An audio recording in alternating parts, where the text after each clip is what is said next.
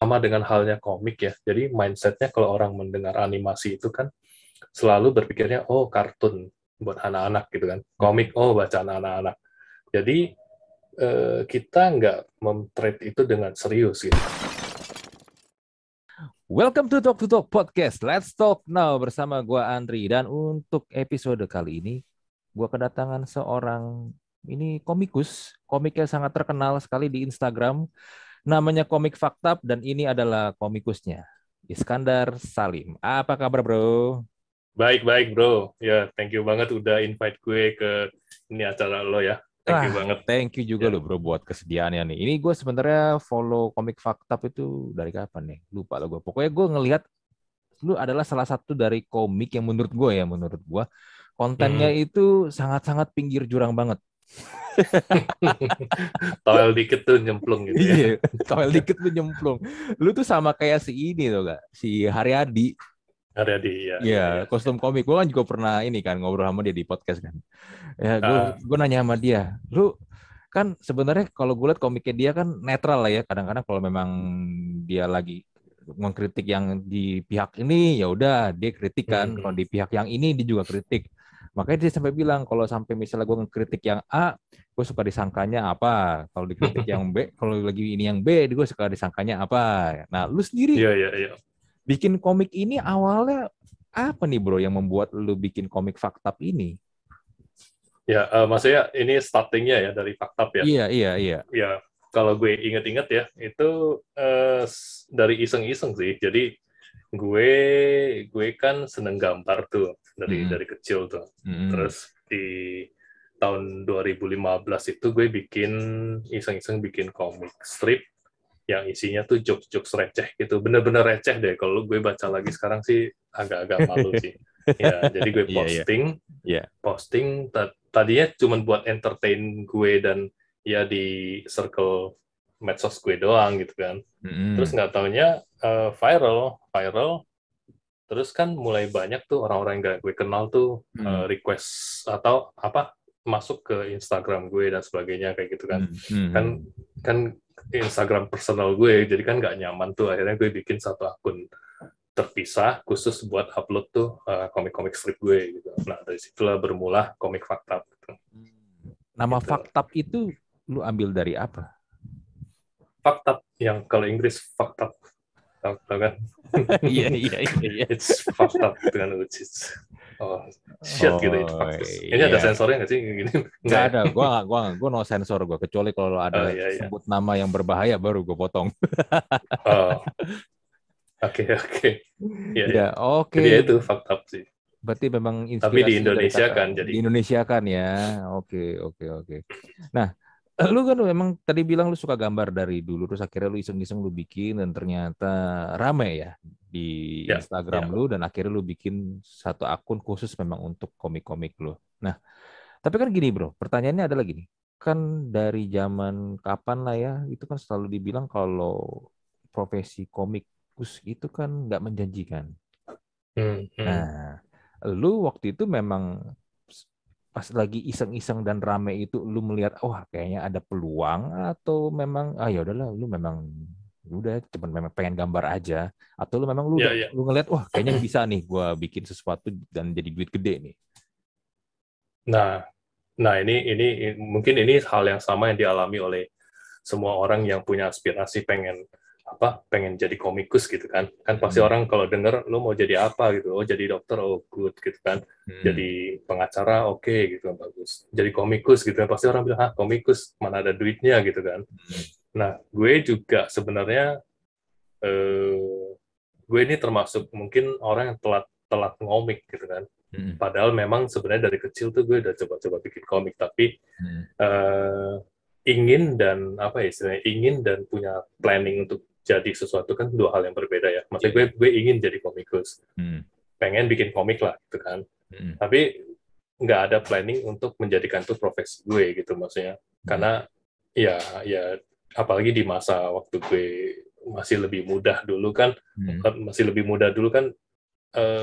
boleh dibilang jalannya itu apa gitu kan. Hmm. Kalau Hmm. mau jadi komikus kan lo harus ke publisher segala macam ya kan. Hmm. Nah, Jadi sebenarnya ya gue mulainya itu benar-benar ya tadi gue bilang pure iseng gitu. Dan along the way setelah mulai terkumpul beberapa fanbase follower gitu kan udah mulai banyak tuh. Nah ternyata dari situ gue dikontak oleh beberapa pihak gitu. Baik platform webcomic yang minta gue untuk ngisi konten, jadi konten kontributor. Terus ada juga brand-brand yang ternyata mereka minta dibikinin komik untuk mereka beriklan gitu kan. Baik di medsosnya mereka maupun medsosnya gue. Dan dari situ gue baru ngeliat, oh ternyata ini bisa ditweetin gitu kan. Ternyata yang dari mulainya main-main tuh mulai bukan main gitu kan, maksudnya oh ada duitnya juga gitu. Nah dari situ begitu gue ngeliat juga teman-teman komikus yang lain tuh, wah mereka trade-nya ini serius juga gitu dan jadi sumber penghasilan. Nah dari situ gue udah mulai trade ini lebih serius gitu, meskipun masih apa ya setengah-setengah dengan kerjaan gue yang lain sih gitu sih. Oke. Nah, tapi kenapa lu pemilihan kontennya lebih ini apa ya kalau gue bisa bilang lebih ke sosial politik kah atau social culture? Oke. Mungkin kenapa nggak di bidang yang lain-lain ya? Iya. Sebenarnya sih gue membuat ini tuh nggak ada satu target, oh gue menyorot soal sosial politik gitu kan, atau apa pop culture misalnya. Iya, pop Ini culture. basically cuman reaksi gue terhadap hal-hal yang gue baca dan gue rasakan gitu misalnya. Kayak misalnya di medsos tuh gue lihat ada berita gini, kejadian gini tuh, terus gue pengen merespon itu gitu. Dan kebetulan gue pas dapat idenya, ya udah gue bikin. Kebetulan itu ternyata temanya ya sosial, kadang-kadang itu temanya politik, kadang-kadang itu pop culture. Padahal kalau dalam keseharian gue itu males banget ngomongin soal politik misalnya. Kayak gitu. Tapi kalau pop culture gue memang seneng dan gue ikutin gitu. Entah itu film, musik, komik, entertainment dan sebagainya. Tapi kalau soal politik jujur sebenarnya gue nggak tertarik membicarakan itu in reality gitu. Tapi ya somehow itu apa yang gue respon itu ternyata ya beberapa hal berhubungan dengan politik. Apalagi waktu kemarin kan yang lagi panas-panasnya pilpres, pilkada gitu kan. Gitu sih. Jadi gue nggak spesifik menargetkan, oh gue temanya harus ini enggak sih. Jadi sebenarnya berangkat dari dua hal lah ya. Satu dari memang kesenangan lu terhadap pop culture, lalu satu lagi keresahan lu sebenarnya lah ya kalau Nah ya mungkin ya keresahan sih. Keresahannya. Sosial politik ya. Ya. Iya. Tapi kan Gregetan kadang-kadang kan ada hal-hal yang kita aduh kok gini sih gitu kan. Jadi gue pengen nyelutukin gitu. Cuman bentuknya dalam bentuk komik sih. Iya. Itu. Tapi gini, yang gue lihat ya kan kalau kebanyakan komikus itu kan bikin komik itu kan ada panel-panel ceritanya kan. 4 atau 5 lah biasanya. Tapi kalau yang gue lihat, lu itu stylenya lebih banyak satu panel doang gede, tapi message-nya tuh kuat banget ya. Itu oke, best. Sebenarnya sih pertama gue males bikin banyak-banyak panel. Jadi kadang-kadang orang bilang kan orang males itu kan akan mengakali kan gimana supaya seefisien mungkin, seminimalis mungkin, tapi yang mau disampaikan itu terwakili gitu. Jadi sebenarnya itu sih. Iya, oke. Karena males ya. Tapi kan biar perlu ngomongnya karena males ya bro, tapi bikin satu gambar doang dengan message yang kuat itu dan orang langsung dapet message-nya itu kan nggak gampang tapi. Mungkin tergantung konteksnya juga ya. Misalnya, ini kalau misalnya komik yang misalnya gue posting hari ini nih, kalau lo lihat lagi 6 bulan kemudian, mungkin orang udah nggak ngerti konteksnya. Jadi kan ini sebenarnya sih banyak yang riding the wave kan, beritanya lagi hangat, terus lo tanggapin lewat komik. Nah, orang nangkep, oh ini konteksnya ini nih. Tapi begitu 6 bulan lagi mungkin orang lupa ya itu. Jadi gue memanfaatkan itu sih sebenarnya sih. Dengan satu konsensus bahwa, oh kita udah sama-sama tahu ini tentang tema ini nih, tentang isu ini nih. Nah, tinggal gue ngakalin gimana bisa, karena kan komik itu sebenarnya sih mostly storytelling lewat visual ya. Iya, betul. Kayak gitu ya. Sebelum kita kasih teks, balon teks dan sebagainya, sebenarnya kita banyak main di visual di situ sih. Teks itu kan cuma untuk melengkapi aja gitu. Kayak gitu. Iya. Oke, Gitu berarti memang juga karena faktor timingnya juga ya. Timing sih ya. Nah, tapi gini bro, lu bikin komik kayak begitu kan dengan message seperti itu, bahkan banyak yang sarkas, banyak juga sebenarnya yang ini ya menyindir kan, boleh dibilang walaupun nggak secara eksplisit ya. Ya, ya. Tapi lu pernah nggak sih mendapatkan, kalau tadi gue cerita di awal ya, kalau Haryadi kan udahlah ya, nggak usah heran dia mah suka dapat juga ini kan head speech kan karena komiknya dia. Nah lu sendiri gimana bro? Ya gue karena gue mainnya nggak terlalu frontal ya, maksudnya ya Mhm, ini salah satu cara gue buat mengakali juga sih bahwa mhm. selain gue nggak, maksud gue biar nggak kena masalah juga ya, Iya, iya, maksudnya ya iya, iya, kan iya. konyol tuh maksudnya. Mhm, Oh, ini kan mhm, sekaligus gue mencoba untuk melatih apa ya, cara apa ya, gimana balik lagi tadi, komik itu kan sebenarnya storytelling in visual gitu. mhm, Bagaimana gue naruh clue atau sesuatu yang orang begitu lihat, oh ini tentang ini nih, mhm, tapi nggak secara frontal tuh lo menampilkan hal-hal yang nantinya bisa bermasalah gitu. Nah, mhm, mhm. mungkin karena mainnya halus, mungkin ya bahasa simpelnya mainnya halus, jadi gue nggak terlalu apa dapat hate speech gimana sih, maksudnya oh Mhm, nggak ada lah yang DM tiba-tiba oh lu mhm, gini mhm. gini gini tai lu gitu. Ya, ya, ya. Ya ada lah paling beberapa yang komentar di bagian kolom komentar, tapi Mhm. menurut gue apa ya, semua orang kan berhak menanggapi dengan berbagai caranya ya. Ya. Ya entah itu dari memaki sampai mengajukan debat yang ini kan, itu balik Mhm, lagi ke setiap orang gitu kan, maksudnya mhm, lu mhm, bikin sesuatu ya lu siap untuk direspon sama orang gitu kan dengan mhm. cara apapun ya. Ya, Ya benar-benar. gue terima itu gitu kadang-kadang, dan gue juga belajar untuk karena gue menerima itu, gue belajar untuk nggak merespon gitu, maksudnya hal-hal yang kayak gitu. Hmm, iya benar. Itulah. Karena nggak bisa kita kontrol orang reaksinya gimana kan. Ya. Ya betul, yang kita nggak bisa kontrol, yang bisa kita Hmm. kontrol kan diri kita kan, Mhm. reaksi kita terhadap yang reaksinya orang gitu, gitu sih. Iya, iya, iya, iya, iya. Nah, cuma kalau gue ngeliat ini bro ya, style komik lu ini ya, gue sebenarnya bingung sih. Style komik lu ini lebih arahnya kemana sih? Kalau di Indonesia gue perhatiin ya kan, kalau nggak arahnya ke western, style DC atau Marvel, atau kalau Hmm. stylenya yang manga, manga Jepang gitu. Nah, cuman kalau Ya. gue lihat lu punya nih, kok kayaknya nggak ke dua arah itu ya? Atau memang ini emang style lu dari dulu kayak begini? Atau gimana sih? Ya, gue tuh kalau gue pribadi sih sebenarnya dari kecil tuh grow up dengan comic style western sih. Jadi Hmm. kayak komik DC, komik Marvel ya. Mhm. Baru di pas remaja itu baru mulai kan manga kan, Mhm. invasi manga. Mhm. Nah waktu itu gue udah nggak terlalu mengarah ke situ, biarpun gue baca sih, tapi gue Mhm. udah terlanjur apa menekuni style style western. Cuman Mhm. along the way menurut gue style itu nggak penting sih. Lo mau ke western ke manga, yang penting Mhm. ya lu gambar aja gitu. Bahkan kalau bisa tuh paling bagus tuh stylenya itu ya bukan style western atau manga atau Eropa, tapi itu stylenya si komikusnya. Mhm. Misalnya kalau lu lihat Haryadi misalnya, begitu Mhm. lu lihat gambarnya lu langsung tahu oh ini bikinan Haryadi. Iya, Nggak iya. peduli apakah itu dia mau mengadopsi style manga, western, nggak peduli sih. Mhm. Mhm. Gue sih terus terang style gue itu mungkin eklektik kali ya, kayak campuran gitu, campuran Mhm. dari berbagai style, dan kadang-kadang gue juga bikinnya tuh bisa berubah-berubah tergantung mood gue. Jadi kadang-kadang gue Mhm. bisa gambarnya kartun banget, kadang gue Mhm. bisa gambarnya lebih realistis gitu kayak gitu. Jadi tergantung juga waktu dan mood juga, dan yang mau gue capai itu apa gitu misalnya. Mhm. Mhm. Fleksibel sih Iya, iya, iya, kayak iya. gitu sih. Tapi lu belajar menggambar sampai seperti sekarang ini, lu belajar sendiri atau lu ada ikut sekolah atau gimana sih? Enggak sih. Jadi gue belajar sendiri. Jadi Oh. dulunya tuh dulu gue yang gue inget ya, memori gue tuh Mhm. awal-awalnya tuh bokap gue ngegambarin kayak ngegambarin kapal terbang, mobil kayak gitu-gitu. Terus Mhm. begitu gue udah agak gede tuh eh, gue minta sepupu gue untuk gambarin kayak Spider-Man, terus kayak superhero Mhm.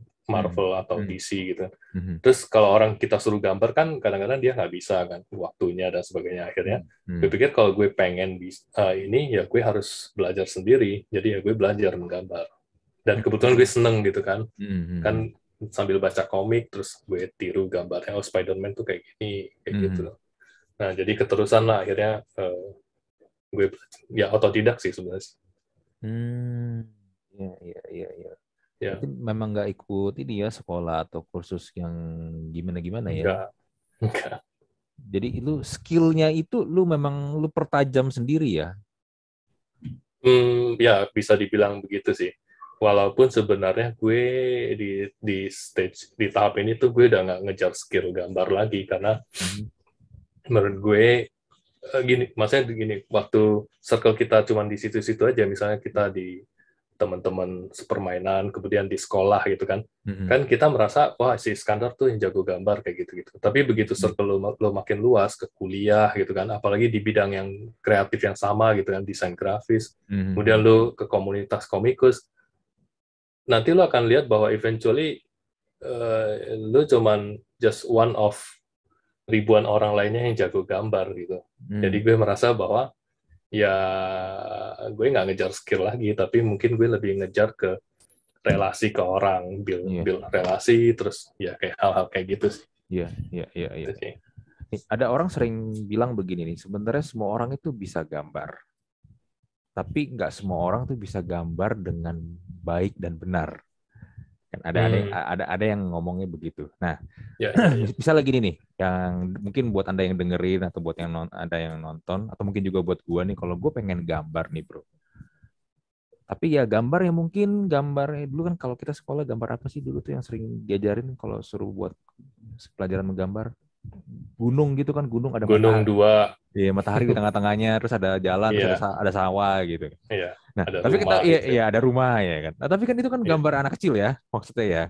Gambar yang iya. memang pas lagi kita lagi sekolah lah. Nah, cuman bagaimana caranya untuk level up misalnya yang tadinya mungkin hanya biasa gambar gunung dua dengan matahari dan jalan dan sawahnya itu dan rumah menjadi sebuah gambar yang mungkin apa ya kalau gue bilang istilahnya kalau kayak lu mungkin ada bentuknya makin lama makin terlihat seperti ya kalau misalnya gambar orang ya kalau lihat ini ya ini manusia gitu loh.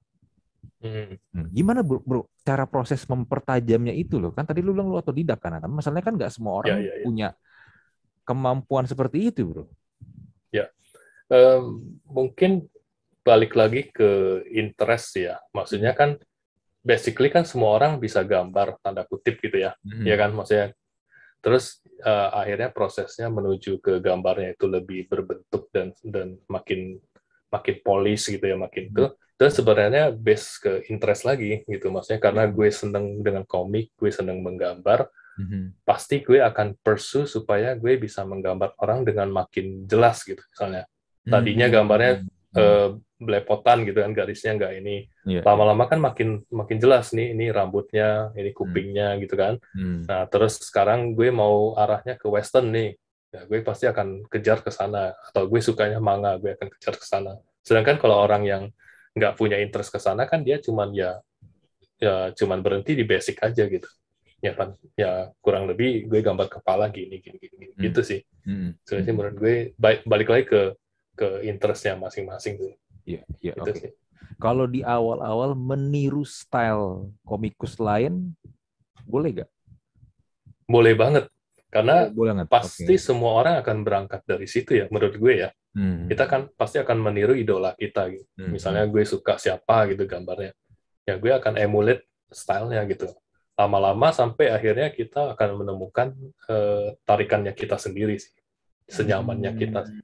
Kayak misalnya komikus barat kan banyak banget zaman tahun 90-an yang niru stylenya Jim Lee misalnya. Hmm. Hmm. Jim Lee pasti tahu lah ya. Ya Hmm. Jim Lee kan banyak banget tuh. Terus dari situ beberapa imitator dia akhirnya mengembangkan style mereka yang bahkan menurut gue jauh lebih jago dari Jim Lee-nya sendiri. Hmm. Kayak ada Travis Charest gitu ya. Nah, Hmm. itu hebat banget sih.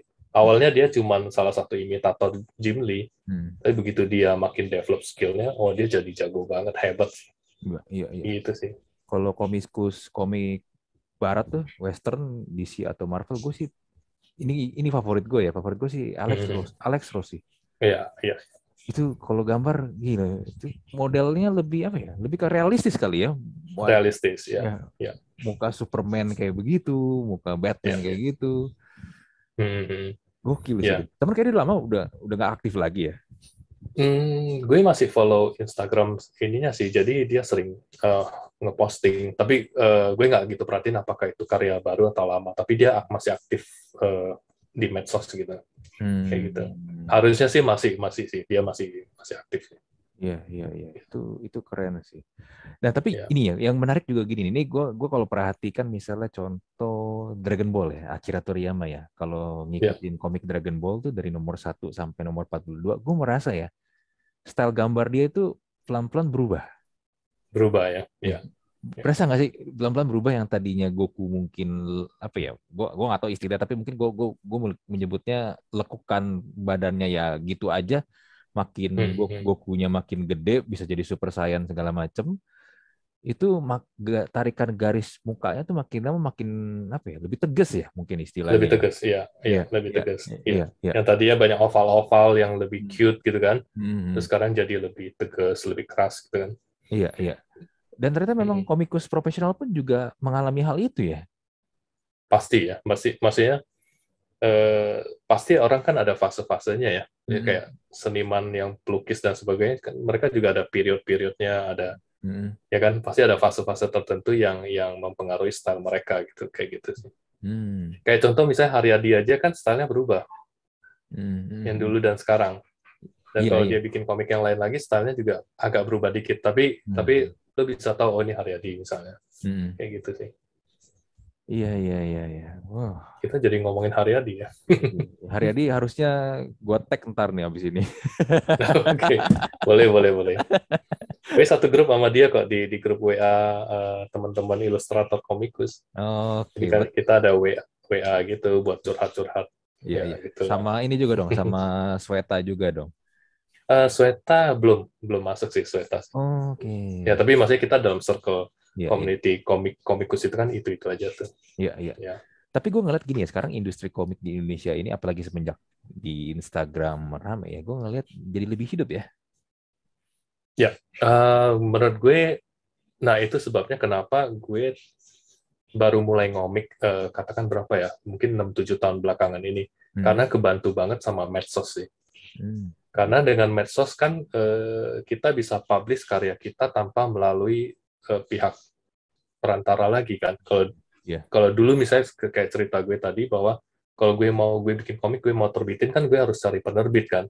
Nah, betul. kalau sekarang kan gue tinggal publish aja di medsos gitu. Meskipun itu Hmm. nggak langsung dapat duitnya misalnya. Hmm. Tapi Hmm. at least gue nggak usah melalui pihak lain lagi. Jadi medsos itu sangat membantu kita untuk exposure, kita punya talent, kita punya ide, kita punya Hmm. ya etalasenya kita lah gitu loh. Itu sih medsos itu sangat membantu Hmm. mengeskalasi ya maksudnya, dan Hmm. itu sebabnya kenapa juga kita lihat banyak sekali komikus-komikus atau ilustrator yang muncul gitu, Hmm. Hmm. memanfaatkan platform-platform online sih. Iya, iya, iya. Benar. Nah, lu selain ini kan gue sebelum mulai gue sempat riset tentang lu, gue cari tahu tentang lu. Ternyata Hmm. lu ini dulu sebelum mulai ngomik, lu ini ya web designer ya ternyata ya. Gue pernah jadi eh, gue kan di desain grafis tuh kuliahnya. Mm-mm. Terus gue magang sempet jadi web designer. Nah begitu lulus kuliah tuh gue ngelamar ke perusahaan IT, gue jadi web designer, kemudian sambilan juga jadi grafis, graphic designer juga gitu. Jadi yang berhubungan dengan desain lah. Jadi gue Hmm. sempat kerja sebagai web designer. Iya. Itu di akhir 90-an sama sampai awal 2000-an sih. Hmm. Ya, ya kurang lebih. Iya, iya, iya, iya. Lalu ini pernah bikin ini wedding videografi. Ya, ya, ya, ya. Jadi setelah Hmm. web design akhirnya eh, gue ngikutin adik gue kan dia di wedding videography, akhirnya gue juga terjun. Mhm. Gue sempet jalanin sampai belasan tahun sih jadi wedding videographer sih. Hmm. Ya, terakhir sampai 2019 kelar, gue stop, ya, gue ganti ganti ganti jalur Oke, gitu. jalur lebih ke komik. Nah, lu sendiri ada ini ya, apa namanya itu? Jadi animation director di Paragon Pictures ya sekarang jadinya. Iya, jadi gue di Paragon Pictures itu tadinya gue gabung buat bantuin di visualnya kan. Mm-mm. Visual ini kan berhubungan dengan apa aja, desain, Mm-mm. nge-layout apa, presentasi dan sebagainya. Terus tahun tahun kemarin kalau nggak salah ya berarti ya, gue diminta untuk eh, bantuin untuk coba ngedirect animasi gitu. Kebetulan kita Paragon Pictures tuh punya punya produk animasi namanya ini kartun ini Budi. Mm-mm. Nah, terus gue diminta untuk coba dong lo bawa apa komik apa? Karena kan masih berhubungan tuh. Kalau kita breakdown Mm-mm. cerita itu kita bisa manfaatin struktur paneling dari comic strip Iya, untuk iya. diterapkan ke animasi yang Mm-mm. durasinya waktu itu kemarin kita bikin 1 menit kayak gitu. Nah, Mm. sekalian gue diminta untuk ngedirect sih kayak gitu. Oke, oke. Gimana rasanya ngedirect animasi, bro? Itu kan, ya walaupun masih ini ya, bersinggungan ya, tapi kan tuh beda banget sama komik kan?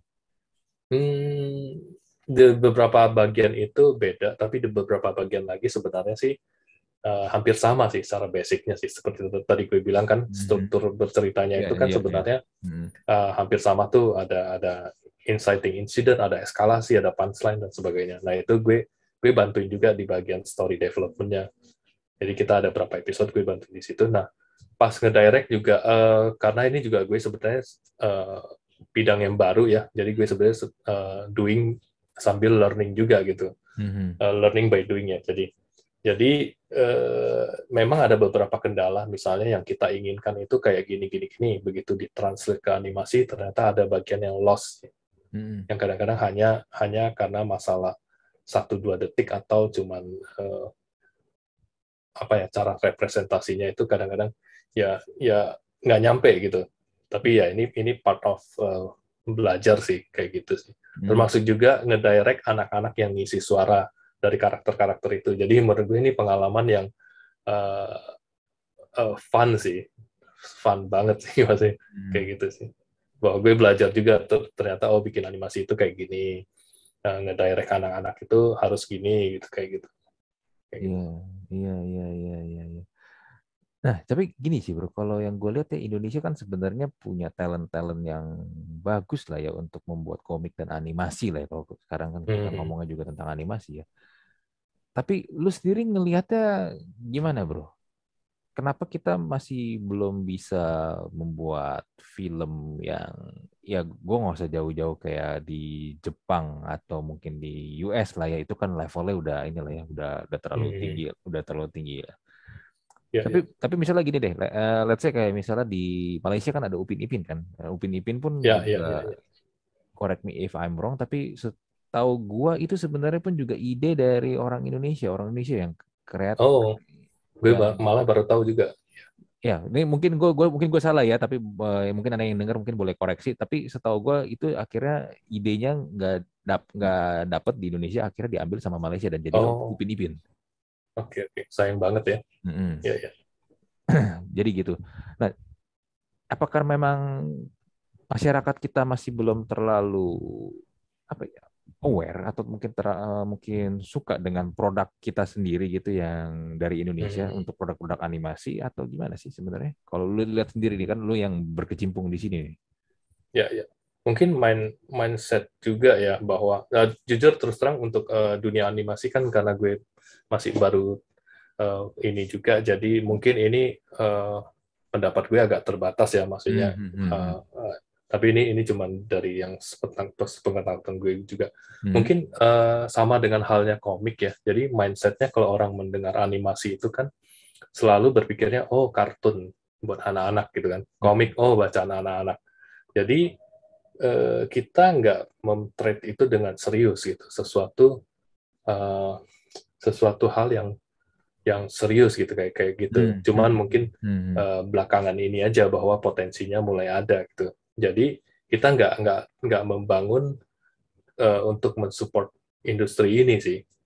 hmm, Sehingga akhirnya ya kita hmm, lihat talent-talent kita yang jago-jago itu malah larinya keluar, atau kalau yang bergabung dengan studio di sini tuh mereka ngambil jobnya tuh dari luar gitu. Instead of mengerjakan animasi lokal gitu ya, seperti Malaysia dengan Upin Ipinnya gitu. Seperti itu sih. Kita masih melihat bahwa animasi ini pertama biayanya kan nggak murah tuh. Iya, betul. Biayanya itu nggak murah. Nah, terus mau lempar kemana gitu kan pasarnya gitu kan. Ada nggak yang mau nonton gitu. Sedangkan serbuan animasi dari luar itu kan gencar banget gitu. Sehingga investor mungkin juga akan mikir-mikir gitu kan. Gue invest ke sini bikin animasi, but biayanya gede, laku nggak gitu kan, seperti itu.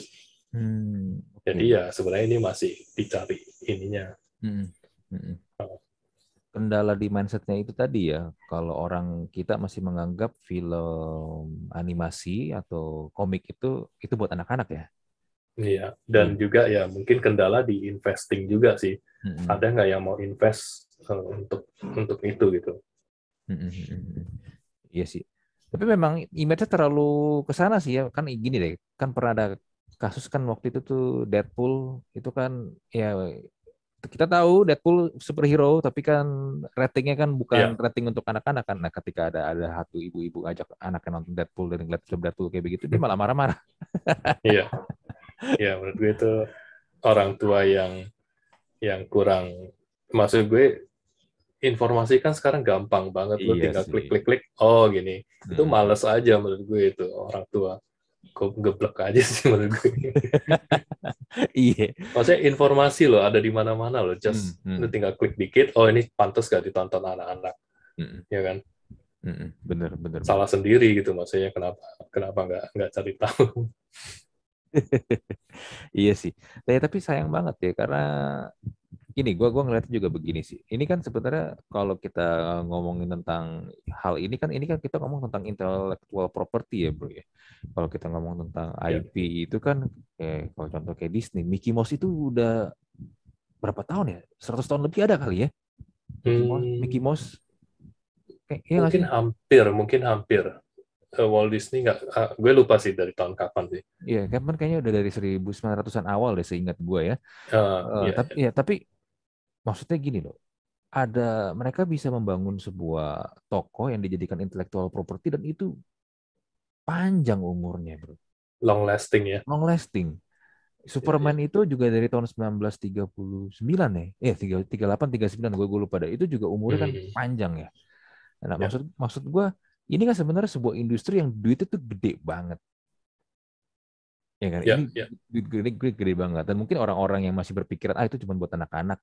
Ya, kalau misalnya berpikiran masih kayak begitu, ngelihat duitnya segede gitu, mereka mungkin akan minder ngelihat gaji mereka dengan di-compare sama apa yang IP ini bisa mereka dapetin duit kan. Makanya gue sebenarnya, gimana ya, kadang-kadang sedih sih ngelihatnya, apalagi akhirnya banyak talent-talent kita yang bisa bikin atau memproduksi itu akhirnya ya mereka ujung-ujungnya keluar semua karena di sini nggak kepake. Iya.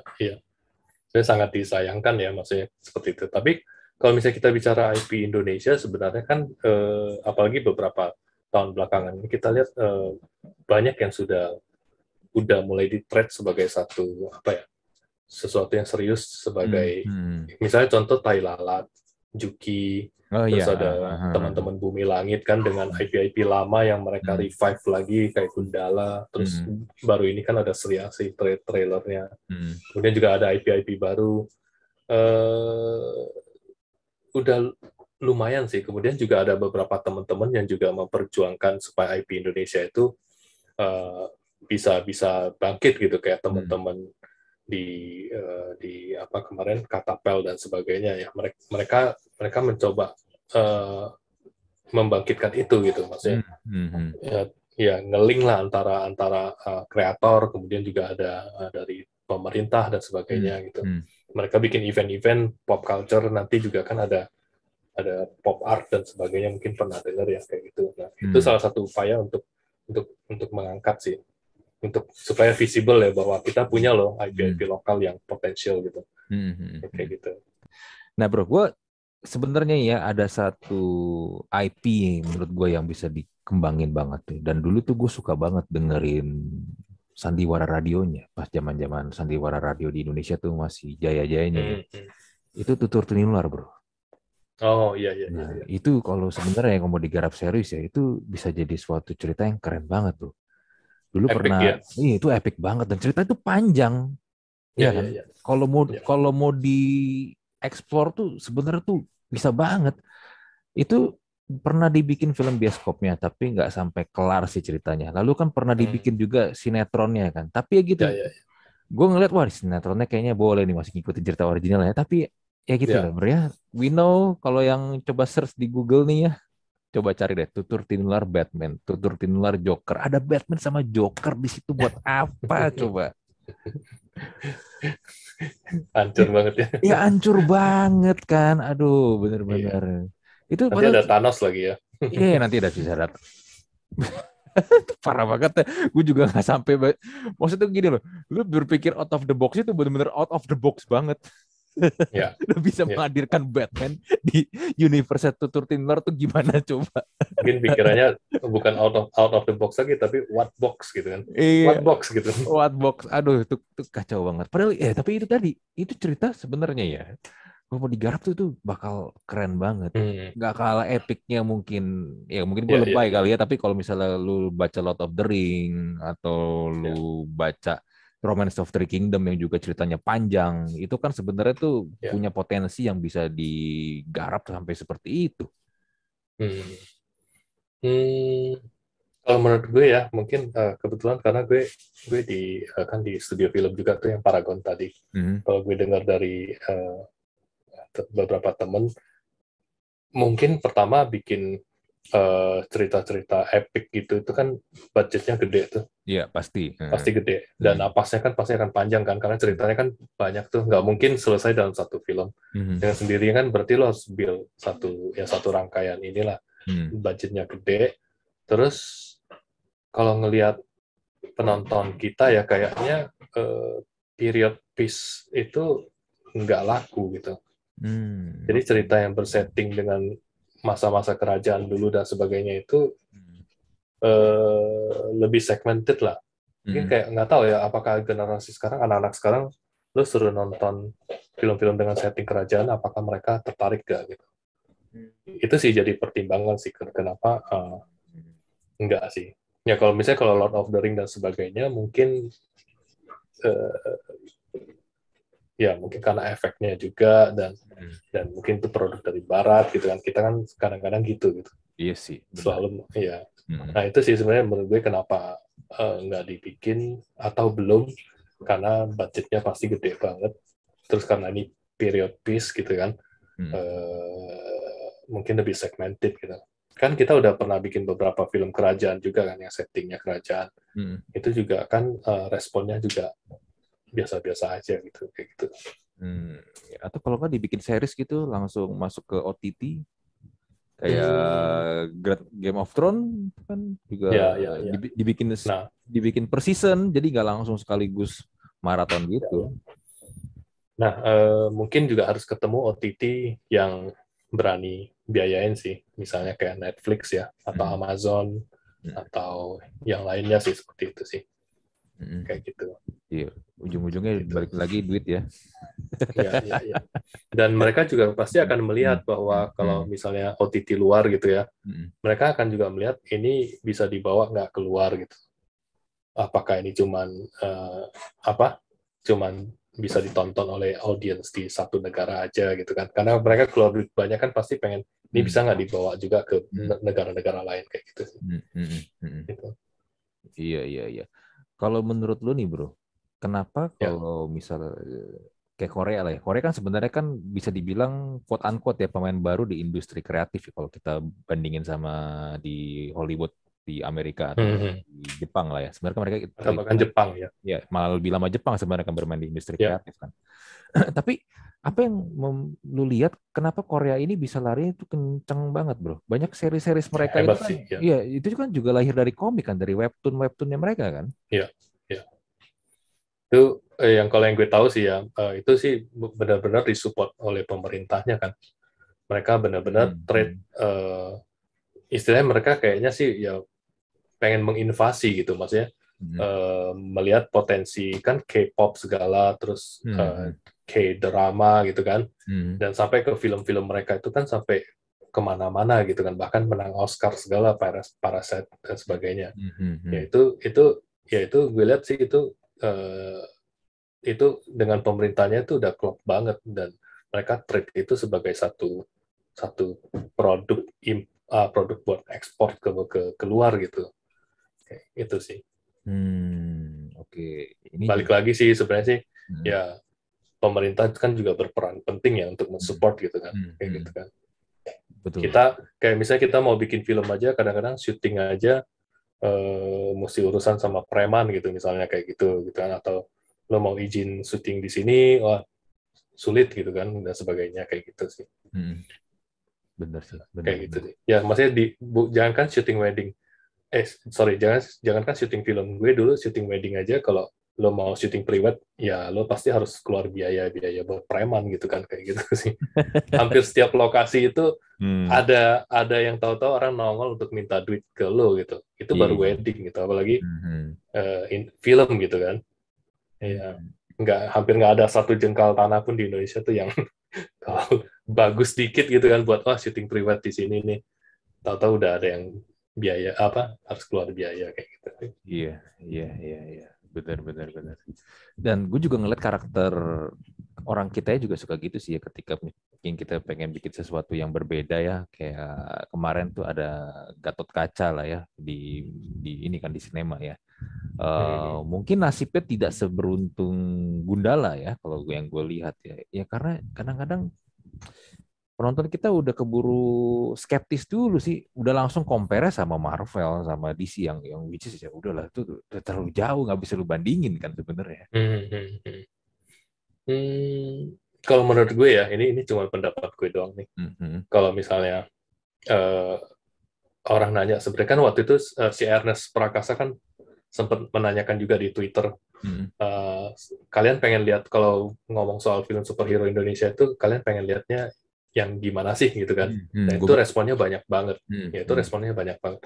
Kalau menurut gue sih balik lagi sih ke roots-nya kita sih ya. Kita kan sebenarnya kuat di bela diri ya, sama mistik gitu kan, sama horor kayak gitu kan, sama drama lah misalnya. Sedangkan kayak kayak udah masuk ke sehingga kalau kita bikin film yang jagoannya overpower gitu ya, bisa terbang, bisa menghilang atau menembakkan sinar, atau yang banyak CGI-nya kayak gitu, otomatis orang langsung compare dengan eh, film-film Disney, Marvel, dan DC sih.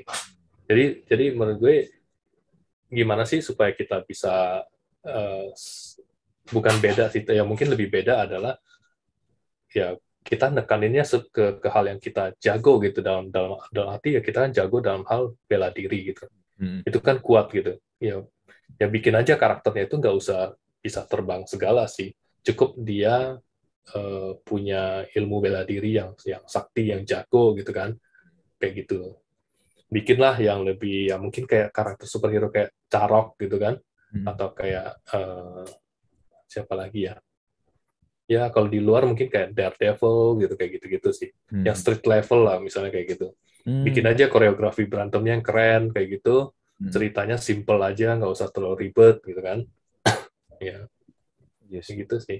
Iya, Itu iya. yang kita jual sih sebenarnya sih, ya mungkin martial arts, adegan laga gitu, kayak kayak The Winter Soldier dan sebagainya sih. Iya, iya, betul. Lebih grounded sih kalau kalau gue ngelihatnya sih, kalau kita mau bikin film superhero tuh, ya sementara better itu dulu sih. Ya bukti sebenarnya kayak film The Raid aja berhasil kan? Iya, iya. Karena kan ceritanya kan juga simple banget sebenarnya, tapi adegan actionnya itu kan gila-gilaan gitu. Hmm. Ya mungkin kita nggak perlu sampai sebrutal The Raid dan sebagainya ya, karena kan kalau superhero kan kadang-kadang ya mesti bisa ditonton Sama anak-anak ya. eh, anak-anak, atau Hmm. mungkin ya di atas dikit gitu kan. Iya, Hmm. Iya sih, betul, kayak betul, gitu. betul. Iya juga ya. Makanya mungkin itu susah kali ya kadang-kadang kalau kita tuh mau, karena kita Ya, kita terlalu ini ya, kiblatnya terlalu ke sana gitu loh. Dan akhirnya hmm, ekspektasi orang yang mau nonton juga pengennya at least kayak begitu. Jadinya susah. iya Gak makanya ketemu belum akhirnya. apa belum apa-apa udah di compare duluan, terus belum apa-apa udah di ya judge gitu, kayak gini. Padahal Hmm. effortnya kan juga nggak main-main kan, kayak seperti Satria Dewa gitu. Iya, itu Iya, budgetnya keluarnya gede itu, tapi ya akhirnya iya, penjualan tiketnya nggak terlalu ini ya menggembirakan iya. akhirnya. Ya. Bahkan planningnya kan udah panjang banget sampai ada Mhm, sequelnya dan sebagainya kan. mhm, Satu universe yang gede gitu. betul. Itu sih. Nah nggak tahu deh tuh, yang film pertama aja begitu, biasa sih produser atau production house mikir-mikir lagi tuh kalau mau bikin sequel itu. Iya, iya. Karena kan udah ya pasti mikir lagi sih. Maksudnya Hmm, eh, budgetnya kan juga pasti nggak kecil tuh. hmm. Ya kan? Betul, betul, betul. Gue dulu juga suka baca komik ini, bro. Komik Hong Kong ya, zaman-zamannya Tony Wong itu. Oh, ya, ya, ya. Ya kan, Tony Wong kan juga suka bikin komik kan based on cerita-cerita Ya. kungfu zaman dulu kan tuh. Mhm. Ada Tiger Wong sih yang gue tahu Iya, populer Tiger Wong. banget ya. Iya, Tiger terus Wong ya. sama Tapak Sakti itu. Itu Tapak Sakti kan sebenarnya kan cerita tentang ini kan si kembar itu kan. Ya, ya, ya. Iya, itu Eh, ya gimana ya? Harusnya bisa sih, bro. Bukannya nggak bisa ya, harusnya bisa. Iya, iya. Itu kan balik lagi martial arts kan. Iya, Tiger Wong, martial Tapak Sakti ya. martial arts kan, bukan superhero itu kan. Ya. Sebenarnya menurut gue superhero itu kan kalau buat Indonesia ya menurut gue ya, superhero itu kan sebenarnya pendekar sakti gitu. Cuman Mm-mm. dengan setting dan kostum modern aja. Mm-mm. Misalnya kayak kayak Daredevil itu kan basically adalah si buta kan. Iya, Si buta yang benar benar ya kan. benar. Ya, Ya Sama. maksudnya kalau iya kayak gitu kan. Maksudnya ya cuman settingnya aja. Misalnya si buta kalau lo bawa ke zaman sekarang kan dengan kostum gitu misalnya Mm. topeng ya dia pasti jadi superhero. Cuman kalau karena settingnya zaman dulu ya dia disebutnya pendekar gitu sebenarnya. Mm, mm, Jadi mm. menurut gue ya itu. Iya sih, benar benar benar. Kalau Membawanya, Indonesia ya maksudnya gitu iya sih. iya, membawanya ke lebih modern, lebih ke pop gitu, memang PR sih ya. Apalagi dia karakter-karakter yang dari ini ya, Ya, zaman dulu ya. Iya ya. iya iya. Tapi kalau menurut gue karakter seperti si Buta atau Panji Tengkorak itu kan udah kuat banget tuh. Sebenarnya kalau dibikin di dengan setting masanya itu sendiri pun harusnya kalau kalau kalau ini sih akan sangat menarik sih buat buat bahkan buat penonton buat sekarang pun gitu ya. Mm, Karena kan mm, orang datang pasti akan melihat actionnya segala kan. mm. Ya, Betul. dan itu juga IP yang sudah lama dan sudah kuat banget sih sebenarnya. Bener, bener, bener, bener. Lu ini nggak nonton TV seriesnya Sherlock gak yang di BBC? Sherlock yang si Yang ini siapa Benedict. Benedict Cumberbatch. Gue nonton seberapa episode ya, tapi agak ke belakang gue agak agak miss gitu karena sudah terlalu banyak tontonan gitu. Jadi kadang-kadang Iya, iya. gue buat buat keep up dengan informasi itu, Hmm. gue akan baca di Wikipedia. Oke, iya, iya. Sekedar gue tahu, oh Hmm. ceritanya akhirnya Hmm. endingnya Hmm. gini gini. Hmm. Hmm. Hmm. Tapi buat nonton itu kadang-kadang udah nggak ada waktunya gitu. Iya, iya. Nah, kalau menurut gue Sherlock itu menarik, bro, karena itu kan balik lagi ya, itu kan karakter dengan Ya, setting zaman dulu ya, iya, iya, tapi iya, dibawa sama sutradaranya ke zaman modern, betul. dan itu Ya, masuk loh, bagus ya, itu jadi. hebat sih, itu Hmm. hebat. Ya, maksudnya sesuatu karakter yang setting di tahun berapa tuh dibawa ke modern gitu. Itu jago sih, hebat sih. Ya, of course juga dengan penyesuaian-penyesuaian dengan sekarang kan Ya, yang si Sherlocknya pakai handphone dan segala macam, pakai smartphone. Kalau dulu kan ya, nggak kayak gitu kan. Ya, tapi pendekatannya itu ternyata jalan dan berhasil. jalan. Ya, Mm, mm. Wah, gila. Eh, mungkin itu setelah apa? Sherlock itu kan pasti kalau dilihat dari series TV atau film kan pasti udah panjang banget tuh. Mhm. Jadi barulah kemudian orang bisa bikin versi yang si Benedict itu dengan setting modern, Mhm. ya kan? Kalau misalnya kita bicara misalnya seperti si Buta gitu misalnya atau Panji Tengkorak, memang dulu ada filmnya tapi kan nggak terlalu banyak kak sebanyak Sherlock Iya, iya, misalnya. iya, iya, Sehingga benar. kalau kita tiba-tiba bikin dengan setting modern, menurut gue sih belum lah ya, belum waktunya ya. Kita masih bisa explore yang versi originalnya Mhm. dulu kayak gitu sih. Mhm. Benar. Kalau Mhm. Sherlock itu kan karena memang udah terlalu sering banget dibikin, mungkin juga udah masuk public domain atau gimana, gue kurang ngerti sih. Sehingga mereka akhirnya bikin ya kenapa nggak dibawa ke setting modern kayak gitu. Hmm. Ya sama misalnya kayak Alice in Wonderland atau cerita-cerita klasik atau yang udah terkenal lainnya kayak gitu kan, Mhm. kayak gitu. Iya, iya, iya, iya. Benar, benar, benar. Nah, bro, sekarang gue lihat ya kalau tentang komik-komik lu nih, komik faktab ya. Lu kayak gue perhatiin bukan tipe orang yang kalau bikin komik itu tiap hari ya. Lu kayaknya ada periode-periode tertentu lu baru ngepost, lu Ya, baru ya, ya. bikin gitu. Memang based on mood lu doang atau gimana sih? Ya, so far karena kesibukan juga ya karena kan gue masih membagi nih komik dan kerjaan gue, terus sama ada kadang-kadang ada project-project pribadi kayak gitu kan. Mhm. Jadi gue memang saat ini frekuensi untuk itunya masih berdasarkan kalau misalnya oh ada isu yang menarik bagi gue dan gue dapat idenya dan gue baru bikin gitu. Hmm. Beda dengan beberapa teman-teman lain yang mereka sendiri sudah bahkan schedulein gue tiap hari harus upload, gue tiap hari harus upload Hmm. gitu. Karena mereka kan punya satu target juga kan, gue harus mencapai follower segini nih gitu. Hmm. Iya. Jadi untuk sekarang ke Komik Fakta memang masih dalam status ya updatingnya itu memang tidak ada schedule tertentu gitu kayak gitu. Iya, iya. Ya. Iya sih, pantesan lu nggak ini ya, kadang-kadang berapa hari baru ada post. Ya. Kadang kalau pas lagi dapat ide, kadang bisa sekaligus Iya, iya. 3 gitu kan, atau Hmm. 2 kayak gitu misalnya. Hmm. Bener, bener, bener. Nah, lu sekarang planning berikutnya selain komik fakta yang lu jalanin sama di Hmm. Paragon Pictures ini, lu ada project apa lagi nih yang mau lu garap nih? Hmm, sebenarnya kan ada project-project pribadi sih yang tadi gue sempat mention ya, Mhm. kayak beberapa project barengan dengan teman-teman komikus juga. Mhm. Uh, gue misalnya gue create karakter, terus kita komikin jadi satu cerita, ya cukup one shot aja misalnya. Nah itu Mhm. kita lagi proses juga. Mhm. Kemudian gue juga ada bikin studio komik dengan satu temen gitu ya yang punya passion yang sama. Kemudian kita juga lagi develop uh, komik-komik juga gitu berdasarkan karakter yang kita create sendiri. Mhm. Selain itu juga ada misalnya kayak event-event pop culture, kebetulan Komik Fakta dikasih slot gitu, kasih kesempatan untuk itu. Mhm. Nah, gue juga sedang mempersiapkan itu sih Mhm. untuk desainnya dan sebagainya kayak gitu, Mhm. apa Mhm. konsepnya dan sebagainya. Juga belakangan gue ikutan teman-teman yang di grup WA tadi yang gue bilang, Mhm. kita bikin project NFT sih kayak gitu. Oke, bikin project Ya, NFT juga ya. Iya, iya, iya, iya. NFT. Nah, dan Mhm. gue kan masih baru banget tuh di bidang itu, jadi sambil belajar. Maksudnya kalau ada hal baru kan kita Mhm. kita belajar sih sambil lihat-lihat kayak gitu. Iya, iya, iya. Harusnya NFT itu bisa menjadi ini sih, menjembatani, terutama ini ya, kalau kita konteksnya ngomong para komikus ya, harusnya bisa sih menjembatani supaya lebih dihargai, bisa dapat penghargaan atau reward lah ya. Karena kan kalau Hmm. kita tahu sendiri ya, Ya, ya, banyak banget kan sebenarnya yang kayak begitu-begitu tuh karya-karya copyright itu kan gampang banget dibajak kan soalnya kan. Tapi ya, kalau NFT kan mungkin bisa menjembatani atau membantu sih di sisi situnya ya. ya.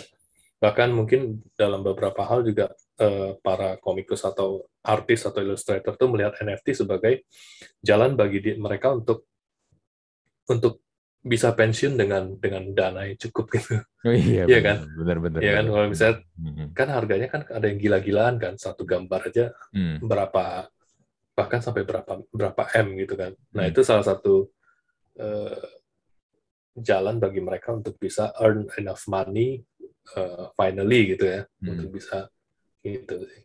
Iya, benar-benar. Karena kalau misalnya kita ngomong tentang hak intelektual ya, kalau misalnya ada suatu karya dan karya itu memang boom banget dan bisa long lasting, itu sebenarnya si kreatornya itu tuh, ya itu tadi. Kalau tadi lu bilang bisa pensiun dini ya, benar-benar bisa pensiun dini, nggak usah ngapa-ngapain lagi sebenarnya. Ya, ya. Kalau mereka hit it big gitu kan, Iya, tiba-tiba iya, he did big, benar. melambung gitu kan. Hmm. Hmm. Ya. Mariah Carey, Atau ya, atau eh, minimal mereka dapat cukup uang lah untuk memodali hal lainnya iya, misalnya. Kayak gitu. betul, Ya. betul, betul.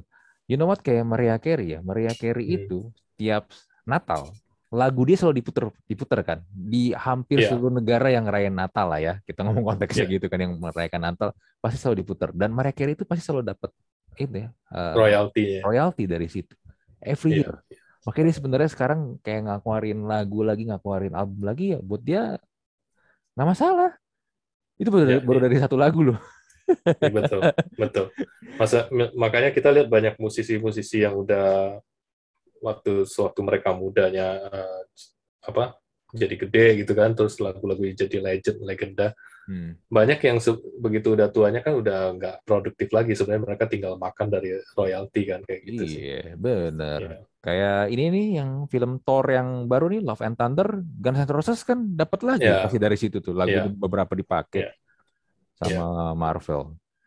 betul, Iya, betul. itu tuh lagu-lagu tahun 80-an akhir. Ya, banyak yang dari Appetite for Destruction tuh, Iya, iya. sama Use Your Illusion Use kalau Your nggak salah. Illusion, iya bener. Ya, Sweet Child O' Mine, Welcome to the Jungle, apalagi tuh ya, ya. Paradise City kalau nggak salah juga ada. Lupa deh gue. Ada Paradise City ada. Iya. Ya, Iya itu ya, lagu-lagu akhir 80-an awal 90-an. Mungkin yang denger nih juga belum lahir pas album itu keluar.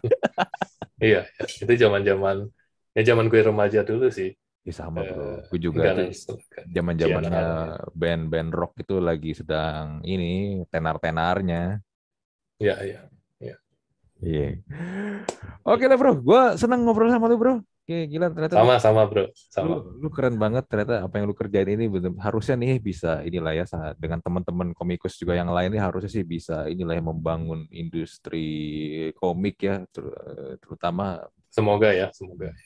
terutama ini ya intellectual property itu benar-benar bisa dioptimalin banget di Indonesia. Jadi orang kalau mau berkarya itu ya nggak takut gitu loh. Oh ternyata berkarya Hmm. di bidang art atau di bidang kreatif itu bisa make money karena kan salah satu kekhawatiran utamanya itu kan kayak gini Ya, ya. teman bisa jadi hobi doang nggak bisa make money tapi sebenarnya kan bisa banget karena di luar negeri itu di Jepang, di Korea, di Amerika itu kan adalah sesuatu industri yang benar-benar wah tuh duitnya nggak berseri-seri itu. Iya Ya, gitu. ya. Iya, iya. Oke bro, gue kayaknya harus close untuk ini karena kalau kita terusin nggak akan kelar-kelar nih. Kayak kita bisa ngobrol sampai malam. Ya, ya. Seru, seru, seru Ya, sih. kayak ngomongin komik dan animasi itu emang ini Nggak habis-habis nggak ya. bakal ada habisnya. Tapi Ya, ya sekali lagi thank you bro untuk kesediaannya untuk ngobrol dan sama-sama, berbagi sama. di sini bro. Oke, gua close dulu untuk Talk to Talk podcast episode kali ini. Gua Andri dan Iskandar dari Komik Fakta. Oh ya, ngomong-ngomong jangan lupa ya kalau Anda yang belum follow Komik Fakta, Anda bisa follow di Instagramnya @komikfakta. Di Twitter juga ada bro ya. Ada. Iya. Sama, Komik Ya, Fakta juga. Komik Faktab juga. Ya, itu pesan sponsor dari saya. Kita jumpa lagi di Talk to Talk Podcast episode berikutnya. Bye.